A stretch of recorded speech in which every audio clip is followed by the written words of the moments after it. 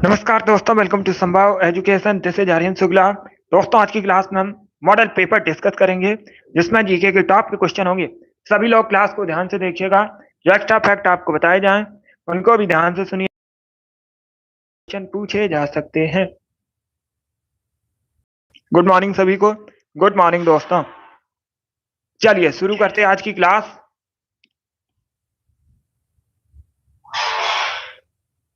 इसका आंसर करिएगा question number first के लिए। सभी जल्दी से आंसर करिए क्वेश्चन नंबर फर्स्ट के लिए। बताइए, वेटन कप किस खेल से संबंधित है? इसका राइट आंसर क्या होगा? क्रिकेट, हॉकी, बैडमिंटन या फिर फुटबॉल? इस प्रकार से ऑप्शन हैं। तो बताइए राइट आंसर क्या होगा? राइट आ रहा हूँ, आप लोग आंसर करिए। हॉकी से संबंधित है। या तो option number B correct answer है। बेटन कप हॉकी से संबंधित है, तो option number B correct answer होगा। परीक्षा में पूछा जाता है, फील्ड हॉकी की एक टीम में खिलाड़ियों की संख्या कितनी होती है? 11 होती है। इंपॉर्टेंट है, इसे आप लोग याद रखिएगा। अब इसका आंसर करिए क्वेश्चन नंबर 2 के लिए। बताइए इसका राइट आंसर क्या होगा? निम्न में से कौन सी झील अपने स्थान की दृष्टि से असंगत? तो सभी इसका आंसर करिए। बताइए इनमें से कौन सी झील अपने स्थान की दृष्टि से असंगत है? तो इसका right answer option number A होगा, चिल्का लेक ओडिशा में। कई बार मैंने आपको बताया भी है, एनटीपीसी की परीक्षा में पूछा हुआ क्वेश्चन है, जैसे आप लोग याद रखिएगा। चिल्का लेक जो है ये ओडिशा में है। भारत की सबसे बड़ी खारे पानी की झील है और ये एक लैगून झील है। कहाँ पर है? ओडिशा में। बाकी आप लोग याद रखिएगा, बूलर जम्मू कश्मीर में है, सांबर राजस्थान में, लोनार महाराष्ट्र में। इसका right answer option number A होगा। अब इसका आंसर करिए क्वेश्चन नंबर 3 के लिए। डोगरी भाषा बताइए मुख्य रूप से इनमें से कहाँ बोली जाती है? आपको बताना है इनमें से कहाँ पर मुख्य रूप से डोगरी भाषा बोली जाती है। तो इसका right answer option number A होगा, जम्मू कश्मीर में। यस, ए करेक्ट आंसर होगा। जम्मू कश्मीर में इनमें से मुख्य रूप से डोगरी भाषा बोली जाती है। भारत का केंद्र शासित प्रदेश है जम्मू कश्मीर और इसका जो बॉर्डर है पाकिस्तान देश से भी मिलता है। अब इसका आंसर करिएगा क्वेश्चन नंबर 4 के लिए। निम्न में से किसने सितार का आविष्कार किया था? तो सभी इसका आंसर करिए। आपको उसका नाम बताना है जिसने सितार का आविष्कार किया था। जहांगीर, तानसेन, अमीर खुसरो या फिर सलीम खां? तो उसका right answer option number C होगा, Amir Khusro. Yes, C correct answer होगा। अमीर खुसरो ने सितार का आविष्कार किया था। सी करेक्ट आंसर होगा। बहुत अच्छे, सभी ने करेक्ट आंसर दिया इस बार आप सभी के राइट आंसर है। वेरी गुड दोस्तों। चलिए आगे बढ़ते हैं। तो सभी इसका आंसर करिए क्वेश्चन नंबर 5 के लिए। अंगूर में पूछा गया है कौन सा एसिड पाया जाता है? इसका राइट आंसर क्या होगा? इसका right answer option number C होगा, टार्टरिक एसिड। क्या करेक्ट आंसर होगा? Option number C correct answer होगा। अंगूर में टार्टरिक एसिड पाया जाता है। बाकी अगर हम ऑप्शन की बात करें, सभी लोग ध्यान से सुनिएगा। ऑक्सैलिक एसिड टमाटर में पाया जाता है। इंपॉर्टेंट है, पूछा जाता है टमाटर में कौन सा एसिड पाया जाता है? ऑक्सैलिक एसिड पाया जाता है। लैक्टिक एसिड खट्टे दूध में पाया जाता है। बाकी एस्कॉर्बिक एसिड विटामिन सी का केमिकल नेम है। तो इन चारों ऑप्शन को आप लोग याद रखिएगा, इंपॉर्टेंट है परीक्षा की दृष्टि से। इसका आंसर करिएगा क्वेश्चन नंबर 6 के लिए। बताइए राष्ट्रीय मानवाधिकार उपभोक्ता अधिकार दिवस कब मनाते हैं? Good morning. तो सभी इसका आंसर करिए क्वेश्चन नंबर 6 के लिए। ऑप्शंस को पढ़ लीजिएगा, उसके बाद ही आंसर करिए। जल्दबाजी में आपको आंसर नहीं देना है। राष्ट्रीय मानवाधिकार दिवस नहीं पूछा गया है, यह अलग क्वेश्चन है। राष्ट्रीय उपभोक्ता अधिकार दिवस पूछा गया है। तो इसका राइट आंसर क्या होगा? सभी को गुड मॉर्निंग। देखिए इसका right answer option number A होगा, 24 दिसंबर को। ए करेक्ट आंसर होगा इसका। क्या करेक्ट आंसर होगा? ऑप्शन नंबर ए इसका राइट आंसर। आप लोग याद रखिए, भारत में राष्ट्रीय उपभोक्ता अधिकार दिवस मनाते हैं 24 दिसंबर को। ए करेक्ट आंसर होगा। अगर पूछ लें अंतरराष्ट्रीय उपभोक्ता अधिकार दिवस कब मनाया जाता है, तब आप लोग याद रखिएगा 15 मार्च को प्रतिवर्ष। कब? 15 मार्च को प्रतिवर्ष अंतरराष्ट्रीय उपभोक्ता अधिकार दिवस मनाते हैं। भारत में कब मनाया जाता है? 24 दिसंबर को। इसका आंसर करिएगा क्वेश्चन नंबर 7 के लिए।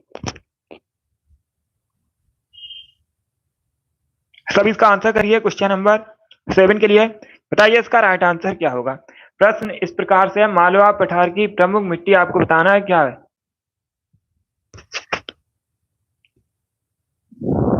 तो सभी इसका आंसर करिए क्वेश्चन नंबर 7 के लिए। मालवा पठार की प्रमुख मिट्टी बतानी है। इसका right answer option number C होगा, काली मिट्टी। सी करेक्ट आंसर होगा। तो काली मिट्टी है, मालवा पठार की प्रमुख मिट्टी है। Option number C correct answer होगा। बाकी आप लोग याद रखिएगा, कपास की खेती के लिए सबसे अच्छी मिट्टी होती है काली मिट्टी। इंपॉर्टेंट है, इसे याद रखिएगा। इसके साथ ही याद रखिएगा, काली मिट्टी को रैगुर मिट्टी के नाम से भी जाना जाता है। ये पूछा जाता है प्रश्न, अन्य नाम क्या है काली मिट्टी का? रैगुर मृदा, रैगुर मिट्टी के नाम से भी जानते हैं। अब इसका आंसर करिएगा क्वेश्चन नंबर 8 के लिए। हवाओं का देश किसे कहा जाता है? उस देश का आपको नाम बताना है जैसे हवाओं का देश कहते हैं। तो right answer option number C होगा, डेनमार्क। या तो option number C correct answer है। अब लोग याद रखिएगा, डेनमार्क को कहते हैं हवाओं का देश।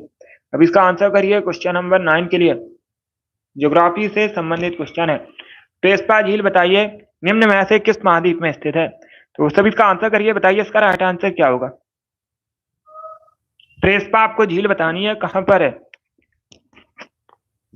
इसका right answer option number C होगा, यूरोप में। सी करेक्ट आंसर होगा इसका। क्या करेक्ट आंसर है? ऑप्शन नंबर सी इसका राइट आंसर है। बी करेक्ट आंसर नहीं होगा, सी करेक्ट आंसर होगा। यूरोप में प्रेस्पा लेक है, तो option number C correct answer है। अब इसका आंसर करिएगा क्वेश्चन नंबर 10 के लिए। सभी जल्दी से आंसर करिए क्वेश्चन नंबर 10 के लिए। सबने अभिज्ञा आंदोलन कब शुरू किया गया था, ये आपको बताना है।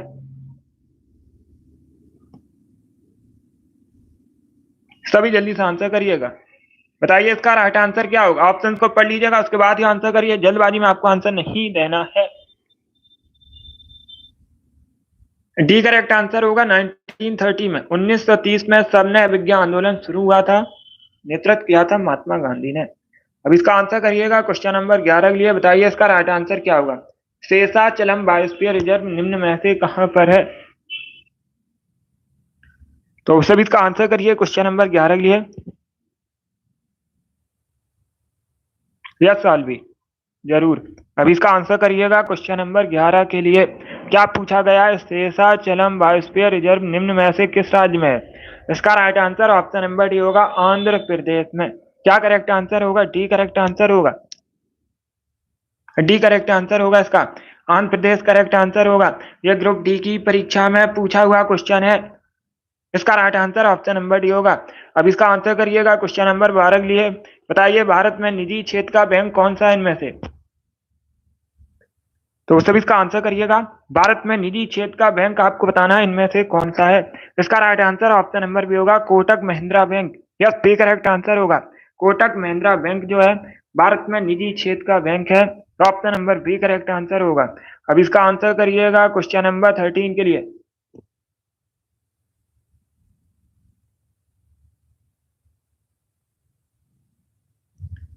तो सभी इसका आंसर करिए, बताइए इसका राइट आंसर क्या होगा। ऑप्शंस को पढ़ लीजिएगा, उसके बाद ही आंसर करिए। जल्दबाजी में आंसर मत दीजिएगा। अयोध्या एयरपोर्ट का आपको नाम बताना है। बताइए इसका राइट आंसर क्या होगा।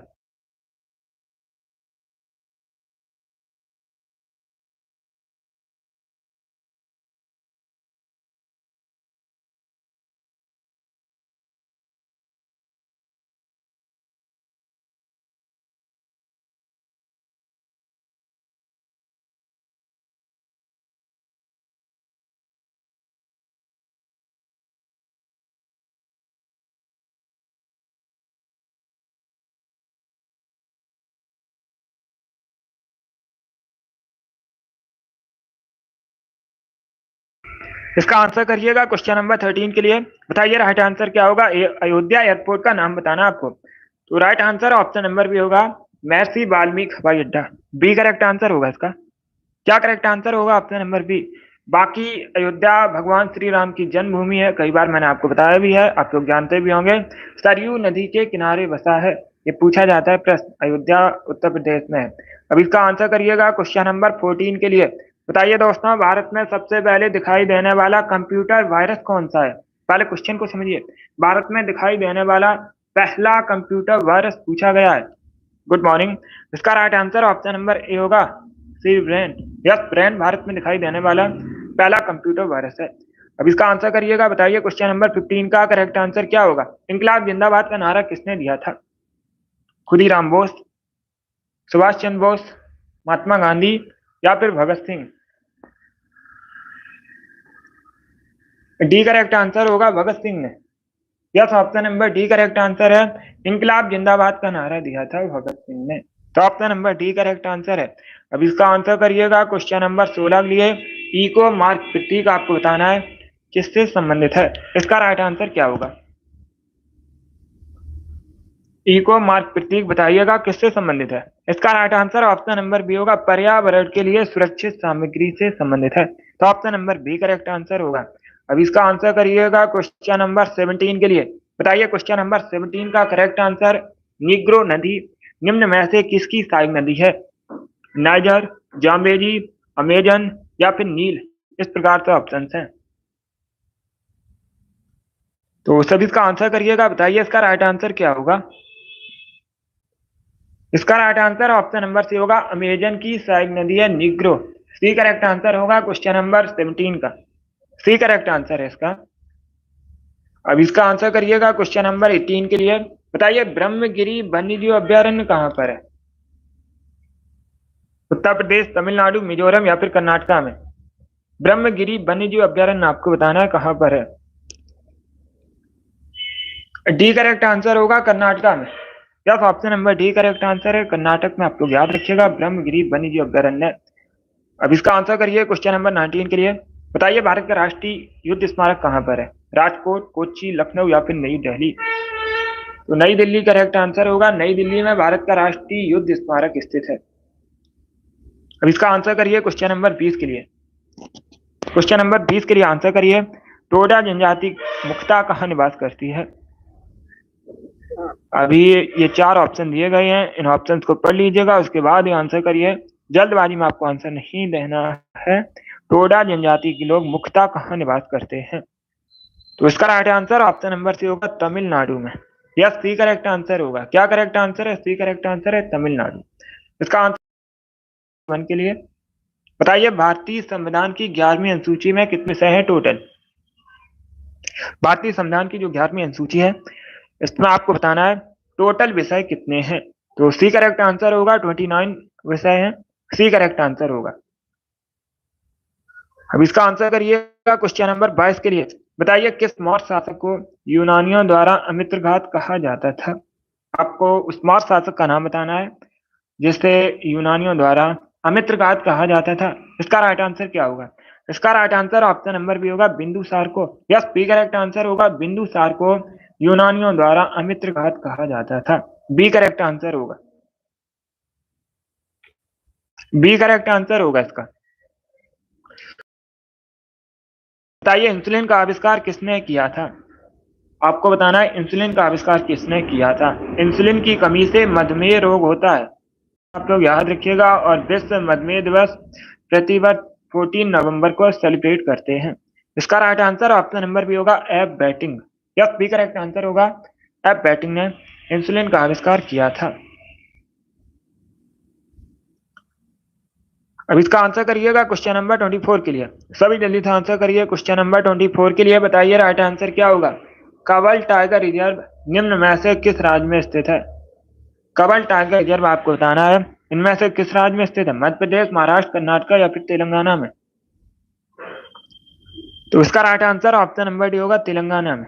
क्या करेक्ट आंसर होगा? डी करेक्ट आंसर है। तेलंगाना में भारत में आप लोग याद रखिएगा कावल टाइगर रिजर्व स्थित है। अब इसका आंसर करिए क्वेश्चन नंबर 25 के लिए।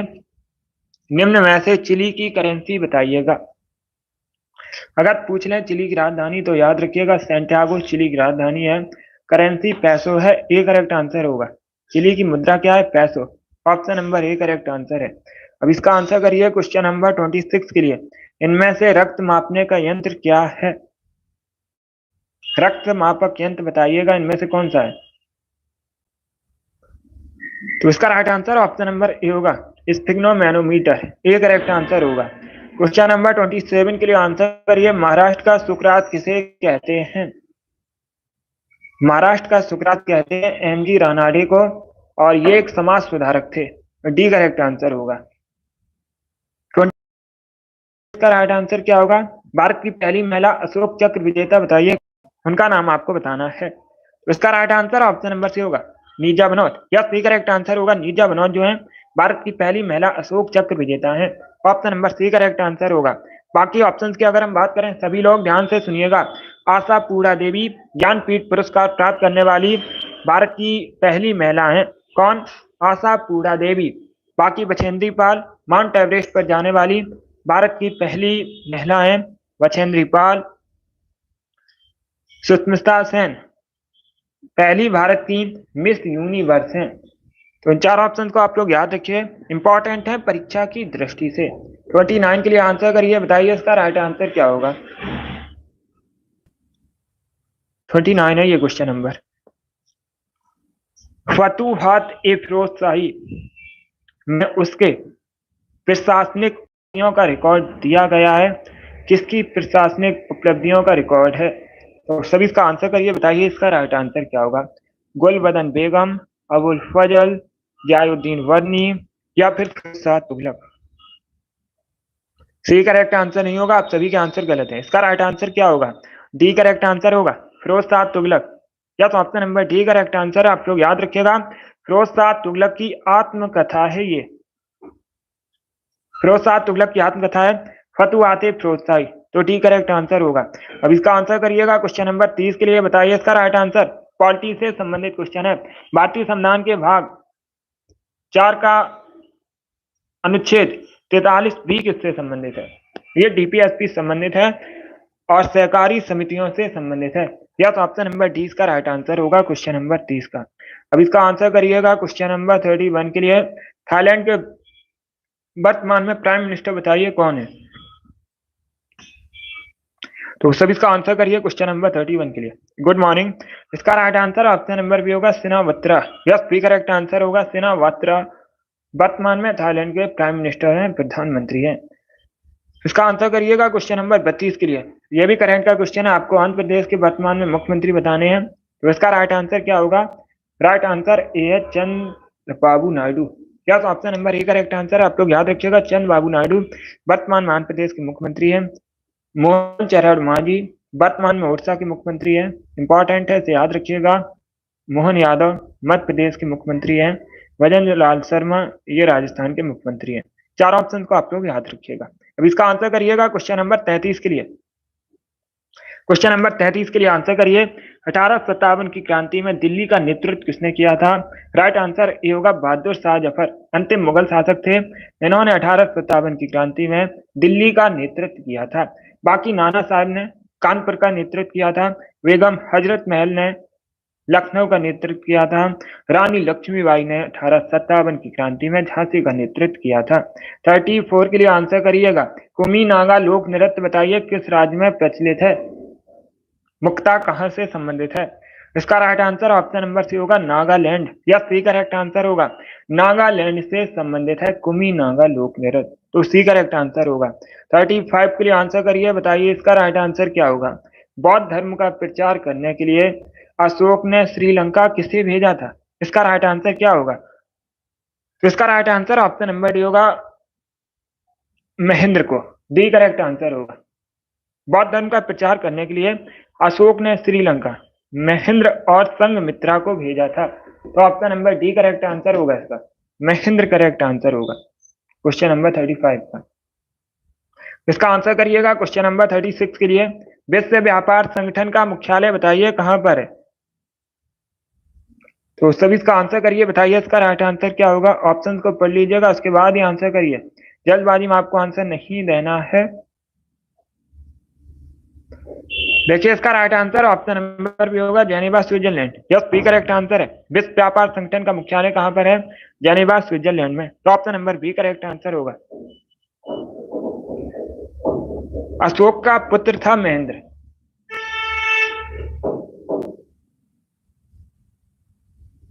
चलिए आगे बढ़ते हैं। अब इसका आंसर करिएगा क्वेश्चन नंबर 37 के लिए। क्वेश्चन नंबर 37 के लिए आंसर करिए, बताइए चोल राजाओं ने किस धर्म को संरक्षण दिया था? इसका right answer option number C होगा शैव धर्म को। यह सी करेक्ट आंसर है, आप लोग याद रखिएगा। चोल राजाओं ने शैव धर्म को संरक्षण दिया था, सी करेक्ट आंसर होगा। अब इसका आंसर करिएगा क्वेश्चन नंबर 38 के लिए। क्वेश्चन नंबर 38 के लिए आंसर करिए, बताइए निम्न में से किसे श्वेत पर्वत कहा जाता है? तो सभी इसका आंसर करिए, बताइए इसका राइट आंसर क्या होगा। इनमें से किसे कहते हैं श्वेत पर्वत? Right answer option number D होगा धौलागिरी को। Yes, option number D correct answer है, आप लोग याद रखिएगा। धौलागिरी को कहते हैं श्वेत पर्वत, डी करेक्ट आंसर होगा। अब इसका आंसर करिए क्वेश्चन नंबर 39 के लिए। भारत में दलविहीन प्रजातंत्र किसने प्रस्तावित किया था? तो सभी जल्दी से आंसर करिए, बताइए इसका राइट आंसर क्या होगा। भारत में दलविहीन प्रजातंत्र किसने प्रस्तावित किया था? इसका right answer option number D होगा जयप्रकाश नारायण। यस, जयप्रकाश नारायण ने भारत में दल विहीन प्रजातंत्र प्रस्तावित किया था। इसका आंसर करिएगा क्वेश्चन नंबर 40 के लिए। सारी जहां से अच्छा हिंदुस्तान हमारा के रचनाकार कौन है? ए करेक्ट आंसर होगा इकबाल। यस, कौन है रचनाकार? इकबाल, ए करेक्ट आंसर होगा। 41 के लिए आंसर करिए, बताइए अमृत बाजार पत्रिका की स्थापना किसने की थी? संपादन बताइएगा किसने किया था अमृत बाजार पत्रिका का? तो इसका right answer option number D होगा Shishir Kumar Ghosh. Yes, option number D correct answer है। 42 के लिए आंसर करिए, बताइए इसका राइट आंसर क्या होगा। मुंडा क्रांति के नेता कौन थे? 1899 1900 में हुई थी मुंडा क्रांति। इसके नेता आपको बताना है, नेतृत्व किसने किया था? तो सी करेक्ट आंसर होगा बिरसा मुंडा ने, सी करेक्ट आंसर होगा। अब इसका आंसर करिएगा क्वेश्चन नंबर 43 के लिए। भारत का राष्ट्रीय पंचांग किस संवत पर आधारित है? सभी जल्दी से आंसर करिए। भारत का जो राष्ट्रीय पंचांग है किस संवत पर आधारित है? विक्रम संवत, कली संवत, शक संवत, या फिर इनमें से कोई नहीं?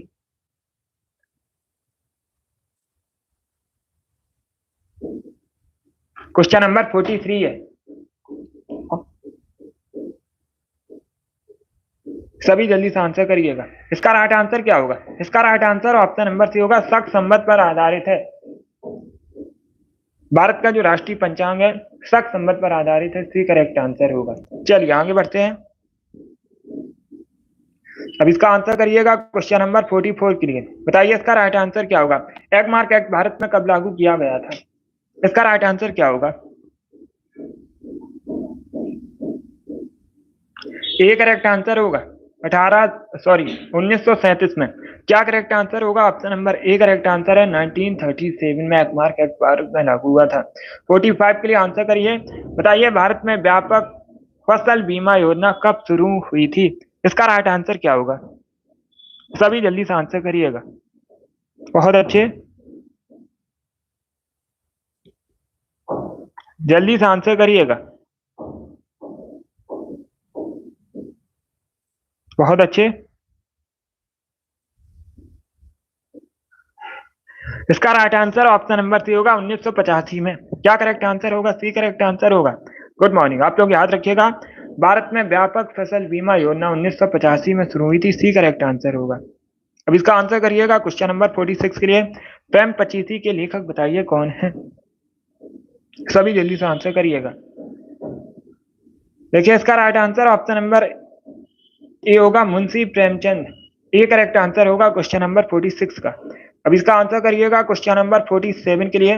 वह अंग्रेज कौन था जो मुगल शासक जहांगीर के दरबार में भारत आया था? इसका राइट आंसर क्या होगा? तो सभी इसका आंसर करिए, बताइए इसका राइट आंसर क्या होगा। इसका right answer option number A होगा Thomas Roe. Yes, option number A correct answer होगा। थॉमस रो अंग्रेज जहांगीर के शासन में भारत आया था, तो option number A correct answer होगा। इसका आंसर करिएगा क्वेश्चन नंबर 48 के लिए। अब इसका आंसर करिए, बताइए जिंक सल्फेट का आमतौर पर प्रयोग किया जाता है, किस रूप में प्रयोग किया जाता है? तो सभी इसका आंसर करिए, बताइए इसका राइट आंसर क्या होगा। बहुत अच्छे, इसका राइट आंसर होगा ऑप्शन नंबर ए कवकनाशी के रूप में। Yes, option number A correct answer, आप लोग याद रखिएगा जिंक सल्फेट का जो प्रयोग है कवकनाशी के रूप में किया जाता है, ए करेक्ट आंसर होगा। इसका आंसर करिएगा क्वेश्चन नंबर 49 के लिए। मणिक और नीलम किसके ऑक्साइड है? इसका राइट आंसर क्या होगा? माणिक और नीलम आपको बताना है किसके ऑक्साइड है, कॉपर, टिन, एल्यूमिनियम या फिर आयरन? तो इसका right answer option number D होगा एल्यूमिनियम के ऑक्साइड हैं, डी करेक्ट आंसर होगा क्वेश्चन नंबर 49 का। अब इसका आंसर करिएगा क्वेश्चन नंबर 50 के लिए। आज का लास्ट क्वेश्चन है, पोटेशियम की खोज बताइए किसने की थी? पोटेशियम को कैसे रिप्रेजेंट किया जाता है, क्यों किया जाता है? क्योंकि पोटेशियम का जो लैटिन नेम है कैलियम है, पूछ सकते हैं परीक्षा में पोटेशियम का लैटिन नेम क्या होता है, तो आप लोग याद रखिएगा कैलियम। इसीलिए कैसे रिप्रेजेंट करते हैं? इसका right answer option number A होगा हम्फ्री डेवी। क्या करेक्ट आंसर है? ए करेक्ट आंसर होगा क्वेश्चन नंबर 50 का। बहुत अच्छे। चलिए दोस्तों, आज की क्लास में हमने जीके के 50 इंपॉर्टेंट क्वेश्चन डिस्कस किए with extra fact. I hope आप सभी को ये प्रश्न समझ आए होंगे। सो क्लास को लाइक कीजिए, शेयर कीजिएगा, चैनल पर नए हैं चैनल को सब्सक्राइब कीजिए, बेल आइकन को प्रेस कीजिएगा ताकि सभी नोटिफिकेशन आप तक पहुंच सके। ये वाली डेली क्लास होती है सुबह 10 बजे। सभी लोग डेली सेशन को ज्वाइन कीजिएगा। अगली क्लास का टाइम याद रखिएगा, शाम को 8 बजे क्लास होगी, जीके जीएस की क्लास होगी, सेशन को ज्वाइन कीजिएगा संभव एजुकेशन चैनल पर। चलिए इसी के साथ मैं आपको मिलूंगा अगली क्लास में। Thank you guys, thank you for watching.